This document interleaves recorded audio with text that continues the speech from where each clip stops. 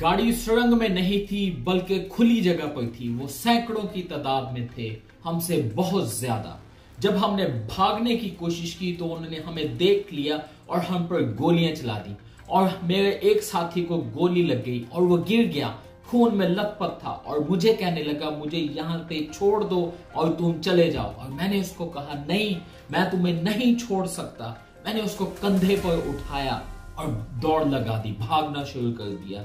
ये उस पुलिस एहलकार की कहानी है जो जाफर एक्सप्रेस में मौजूद था। एक दिल दहला देने वाली स्टोरी सुना रहा है, दिल दहला देने वाली कहानी सुना रहा है। आपको भी बताते हैं।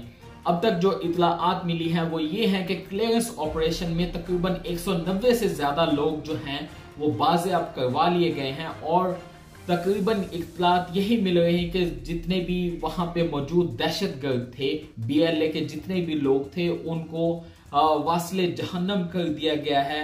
एफसी जो है और उसके बाद आर्मी जो है उन्होंने बड़े अच्छे तरीके से बड़ी एहतियात के साथ बहुत केयरफुली ऑपरेशन किया, क्योंकि वो औरतों और बच्चों और बूढ़ों को ढाल बनाकर इस्तेमाल कर रहे थे। अब वापस आते हैं उस पुलिस एहलकार की स्टोरी पर जिसने उन दहशतगर्दों का अपने हाथों के साथ मुकाबला किया, उनके साथ काउंटर अटैक किया और फिर उसके बाद उनकी गोलियां खत्म हो गई और वो बेबस हो गए, मुकम्मल बेबसी की हालत में थे। आपको सुनाते हैं उनकी मुकम्मल कहानी। ये एहलकार जिन्होंने अपना नाम जाहिर न होने की शर्त पर बीबीसी के साथ बात की और उन्होंने ये कहा कि रेलगाड़ी पर बलोच लिबरेशन आर्मी के शिद्दत पसंदों के हमले के चंद घंटे बाद जाए वकुआ से फरार होने में कामयाब हुए। लेकिन इससे पहले उन्होंने उस मकाम पर क्या देखा और जाफर एक्सप्रेस पर हमला कैसे हुआ उसकी तफसील उन्होंने ऐसे बताई। कोयटा में मौजूद उन पुलिस एहलकार का कहना था कि पाकिस्तान में हुकाम की जानिब से दी जाने वाली इब्तदाई इत्तलाआत के बरअक्स जब रेलगाड़ी को निशाना बनाया गया तो वो सुरंग में नहीं थी बल्कि एक खुली जगह पर थी। ख्याल रहे कि बलोच लिबरेशन आर्मी की जानिब से इस कार्रवाई की एक मुबैना वीडियो जारी की गई है जिसमें ट्रेन को धमाके के वक्त खुली जगह देखा जा सकता है।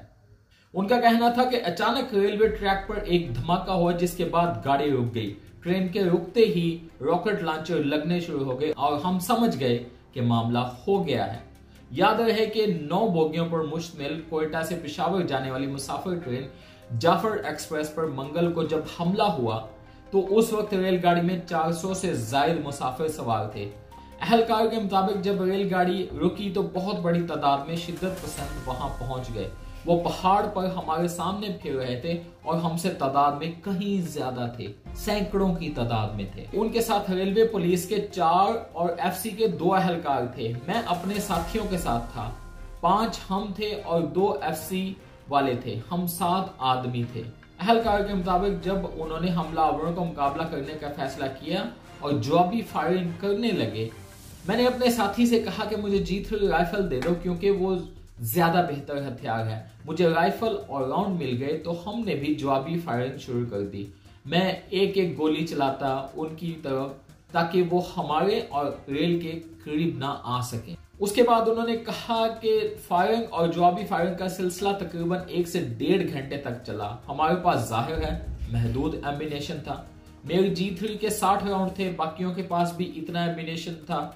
किसी के पास 60, किसी के पास 40 गोलियां थी। अब 1.5 घंटे में हमारे राउंड तो खत्म हो गए और उनको पता चल गया कि अब जवाब नहीं आ रहा। हम बेबस थे, खाली राइफल थी।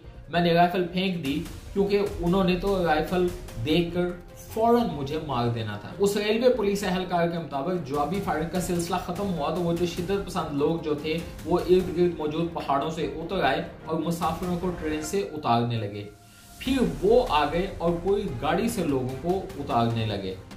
उन्होंने कार्ड चेक करना शुरू कर दिए और लोगों को कहते कि तुम इधर आ जाओ, तुम इधर आ जाओ। उन्होंने पूछा कि हाँ भाई तुम्हारी जात क्या है, जुबान क्या है। मैं सराइकी हूँ, तुम इधर आ जाओ। मैं सिंधी हूँ, तुम इधर आ जाओ। इस तरह पंजाबी, पठान, बलोच सबको एक एक तरफ करते गए। उन्होंने बहुत सारी टोलियां इसी तरह बना दी। उस पुलिस एहलकार के मुताबिक शिद्दत पसंद बलोची जुबान में बात कर रहे थे और उनका कहना था कि हमने हुकूमत से मुतालबात किए हैं, अगर वो पूरे नहीं हुए तो किसी को नहीं छोड़ेंगे, गाड़ी को आग लगा देंगे।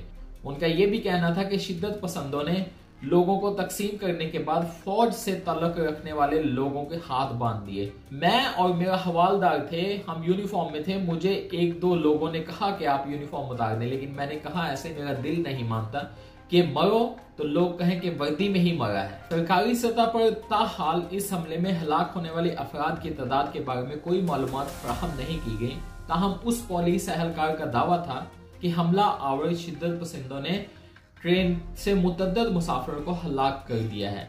उनका दावा है कि शिद्दत पसंदों को अहकामात मिल रहे थे, उनको ऑर्डर मिलता था कि मार दो तो टोली से उठाकर मार देते थे। बहुत लोगों को मारा, आर्मी वालों को भी और आम शहरियों को भी। अहलकार का कहना था कि अंधेरा होने के बाद हमला आवरों में से बहुत से लोग जायवकुआ से चले गए और कुछ लोग पीछे रुक गए। ऐसे में मगरिब का वक्त हो गया और अंधेरा हो गया। उनमें बहुत से लोग गले मिले और 70-80 लोग चले गए, जबकि 20-25 रुक गए। वाज़ेह है कि रिपोर्ट्स के मुताबिक पाकिस्तान सिक्योरिटी हुकाम ने दावा किया है कि चंद मुसल्लह शिद्दत पसंद ट्रेन से मुसाफिरों को मगवी बनाकर पहाड़ों में ले गए हैं। इन मुसाफिरों की तादाद के बारे में कुछ नहीं कहा गया। फिर एक मौका पर उन्होंने कहा कि इन वर्दी वालों को भी मार दो। हमने कहा हम तो बलोच हैं। उसने कहा कि तुम क्यों नौकरी करते हो। फिर पता नहीं क्यों कोई दुआ काम आ गई, हमें छोड़ दिया। रात 10 बजे तक ये किस्सा चला और उन्होंने कहा जो जहां है वहीं बैठा रहे। अहलकार का कहना था कि मंगल की शब रात के अंधेरे में कुछ लोगों ने भागने की कोशिश की तो उन्होंने देख लिया और ब्रस्ट खोल दिया। जो जिधर था वहीं गिरता गया। पुलिस अहलकार के मुताबिक बुध की सुबह एफसी के अहलकार जायवकुआ पर पहुंचे तो शिद्दत पसंदों की तो जो उनकी जानिब हो गई और ऐसे में उन्होंने अपने साथी से कहा भाग चलते हैं। हम भागे तो पीछे से गोलियां चली और साथी को गोली लग गई। उसने मुझे कहा कि मुझे छोड़ दो। मैंने कहा नहीं, मैं आपको कंधे पर उठाऊंगा। फिर एक और शख्स ने हाथ बटाया और हम पहाड़ियों से नीचे उतरकर फायरिंग की रेंज से निकल गए। अहलकार के मुताबिक वो लोग क्रीपी रेलवे स्टेशन पर पहुंचने में कामयाब हुए तो वहां एफसी वाले मौजूद थे। स्टेशन पर पहुंचे तो एफसी वालों ने हमें बिठाया। चेहरे पर खून ही खून था। उन्होंने हमारा मुंह धुलाया और फिर मच ले आए। नाज़रीन, ये जो एक वाक़या है ये एक बहुत ही ख़तरनाक वाक़या है। एक ट्रेन का हाईजैक, मतलब जो लोग वहाँ पर मौजूद थे, उस सिचुएशन पर मौजूद थे, उनके ऊपर जो जानकनी का आलम बना हुआ था। इवन के कुछ मुसाफिरों ने ये कहा है कि मतलब उनके साथ बच्चे थे और जब फायरिंग हो गई तो उन्होंने बच्चों को अपने नीचे छुपा लिया, अपने अंदर छुपा लिया ताकि अगर गोली लगे तो हमको ही लगे, हमारे बच्चों को ना लगे। तो आप ये सोच सकते हैं, आप ये इमेजिन कर सकते हैं कि उस वक्त क्या हालात होंगे, मतलब क्या स्टेट ऑफ माइंड क्या होगा उस वक्त लोगों का। तो हमारे जो क्लियरेंस ऑपरेशन है, हमारे जो सिक्योरिटी फोर्सेस हैं, एफसी जो है उन्होंने बहुत अच्छा आसान तरीके से काम किया और बहुत सारे लोगों को बाजियाब करवाने में कामयाब हो चुके हैं। क्लियरेंस ऑपरेशन तकरीबन अपने आखिरी मराहल में दाखिल हो चुका है और उम्मीद करते हैं कि जितने भी लोग बाकी बचे हैं वो खैर आफियत से वापस आ जाएंगे। अपना ख्याल रखिएगा, मिलते हैं अगली वीडियो में। अल्लाह हाफिज़।